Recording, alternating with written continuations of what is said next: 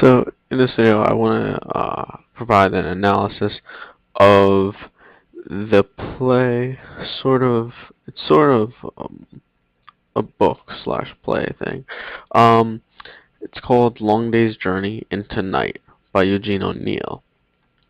And before I start talking more about the book, I want to talk about Eugene O'Neill. Now, Eugene O'Neill is Irish and American, and he was known for there was a famous quote that someone said to him about looking in the mirror all the time and looking about the past all the time, which is a central theme throughout this play.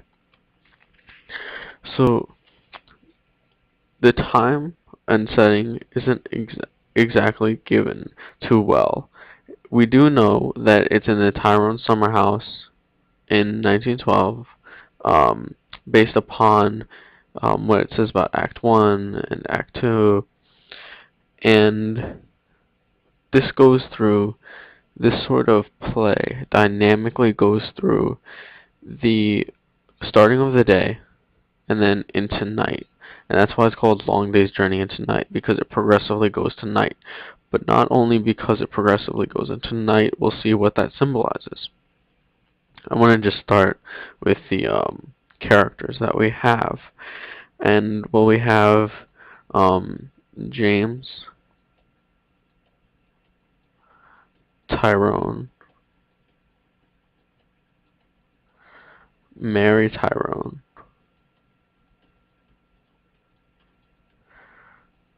James Tyrone Jr.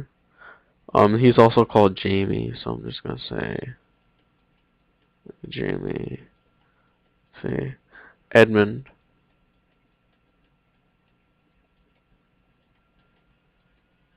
see, Kathleen. Kathleen is sort of just the servant of the house. Um,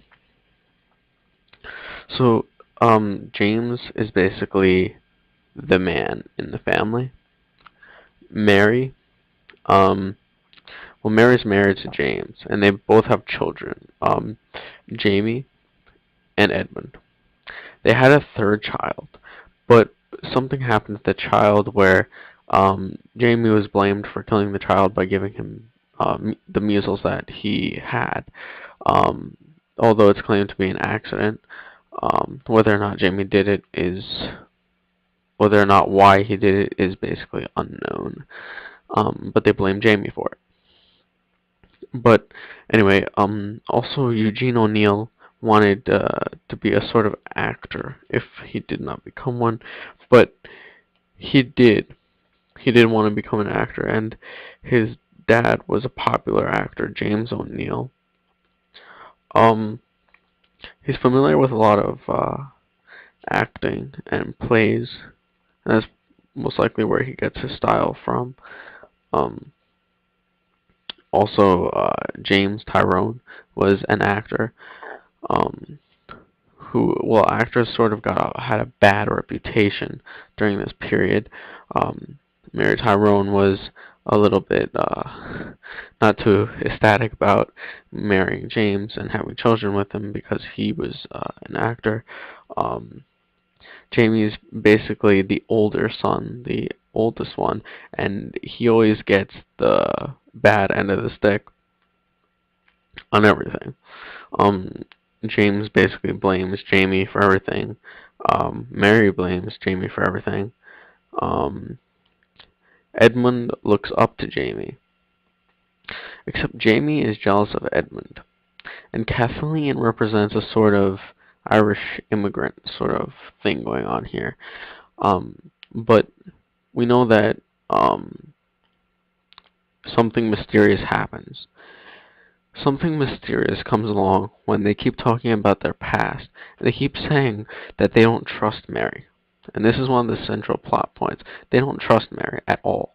They don't trust their mom. James doesn't trust his wife. The question is, why don't they trust her? They also bring up a thing about a spare room. And they're like, what are you doing in the spare room? Don't go in the spare room. So it's sort of is this weird mystery that surrounds to whatever happened with Mary or something in the family. And we find out later on, Mary is actually a morphine addict and does drugs. That's what she did in the spare room ever since Edmund was born. And she said, and she doesn't trust, there's a man named Dr. Hardy who, well, Edmund is said to have some sort of disease called consumption, which actually killed someone in Mary's family. And Mary really doesn't want Edmund to die, and Mary sort of, but doesn't really regret that she had Edmund. She just regrets the pain that she felt, and so she turned to morphine instead. And as it goes from the day, when we think of the day, we think of sunlight, we think of happiness, it's a good day today. And that's how Act 1 starts. It's sort of like James Tyrone's hugging Mary, feeling everything. Nothing's really detached, as they say. And as we progressively get into night, it's more detached. It's more overwhelming. The pain felt from the past, all the regret is so overwhelming. The morphine increases. It's so overwhelming for just about everybody. We have a sort of symbol that um, the fog sort of represents the increased, this inclination towards night, and this inclination towards the detached family, and the disintegration of family ties, because they all sort of have issues with one another. Um, James always feels disrespected by Jamie, and Jamie feels that no one will let him do anything.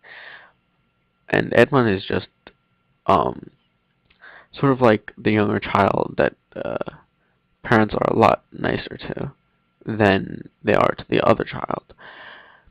Edmund does have consumption, but at first they think it's just a like cough, but it increases as we go into night. It's a lot worse, and Dr. Hardy says, "Oh, you have this and this," and eventually they confess that Jamie is jealous of Edmund because of the treatment that Edmund gets, and Edmund was always looking to impress Jamie, always, and Mary regrets being with James. James regrets also being with Mary. And they don't really have too much of a functional marriage. Kathleen represents a sort of Irish immigration. She's the servant that's Irish, but she's very she doesn't speak proper. She's It sort of gives an uneducated feel of Irish immigration. Like, Irish people are coming in to America, and that's what it was about, basically. Um, she sort of agrees with Mary on just about everything. Um, as we gradually increase tonight, all of these factors increase, and we see evidently that there's such detachment in the family that it can't be back. It can't return to the way it was. They can't regret anything, and that's like sort of the point. In life, it's not really great to regret things because you just have to move forward. And these people all regret something, and they all feel something from their past that they shouldn't feel. And since they feel that from their past, and they keep having it felt over and over, they begin to dislike who they're married to, who their brother is. They begin to dislike everybody in their family. And we see that there's usually actually some whiskey on that table that they have in their living room. Drugs and alcohol sort of fuel the play, and um, eventually we see that um, Mary is sort of near the end, really into morphine that she can't even properly speak. She has a sort of weird dream hallucination, um, and that's generally how it ends. But throughout this novel, it's just a dynamic sort of sequence within every scene, and as it increases tonight. And that was one of the interesting things I found too. That's why it's called Into Night, is that it keeps increasing as we get into night. And also, the Tyrones are known for saying things that are really hurtful to each other. So anything that they remember about their past is just keeps becoming hurtful, it keeps coming back, sort of thing. And from the beginning, they were all happy, which gradually decreased, and they became a really dysfunctional family. And that's basically what the. It also shows the importance of family relationships as well. But it's basically why it is a long day's journey into night, and that's the importance of this play. It's all about those themes and central things that I just talked about. Um, so that's basically it for this. If you have any questions or comments, feel free.